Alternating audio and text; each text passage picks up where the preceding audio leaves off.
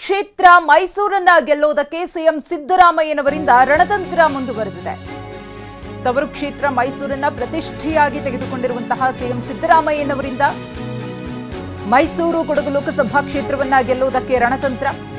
ಮೈಸೂರಿನಲ್ಲಿ ಮತ್ತೆ 3 ದಿನ ಬೀಡು ಬಿಡಲಿದ್ದಾರೆ ಸಿದ್ದರಾಮಯ್ಯನವರು.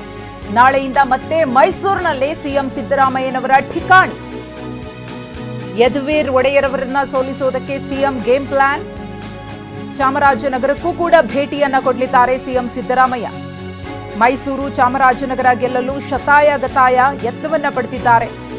ಮೈಸೂರಿನಲ್ಲೇ ಇದ್ದು ಮೈಸೂರಿನ ಕಾಂಗ್ರೆಸ್ ಅಭ್ಯರ್ಥಿಯಾಗಿರುವಂತಹ ಲಕ್ಷ್ಮಣ್ ಅವರ ಪರವಾಗಿ ಪ್ರಚಾರವನ್ನ ಮಾಡಲಿದ್ದಾರೆ. ಸ್ಥಳೀಯ ಮಟ್ಟದ ನಾಯಕರುಗಳ ಜೊತೆಗೆ ಸಭೆಯನ್ನ ಮಾಡಲಿದ್ದಾರೆ. ಸಲಹೆ ಸೂಚನೆಗಳನ್ನ ಕೊಡಲಿದ್ದಾರೆ. ಏನೆಲ್ಲ ತಂತ್ರಗಾರಿಕೆಯನ್ನು ನಡೆಸಬೇಕು ಅದೆಲ್ಲವನ್ನ ಕೂಡ ರೂಪಿಸಲಿದ್ದಾರೆ ಸಿಎಂ ಸಿದ್ದರಾಮಯ್ಯನವರು ಮುಂದಿನ 3 ದಿನಗಳ ಕಾಲ.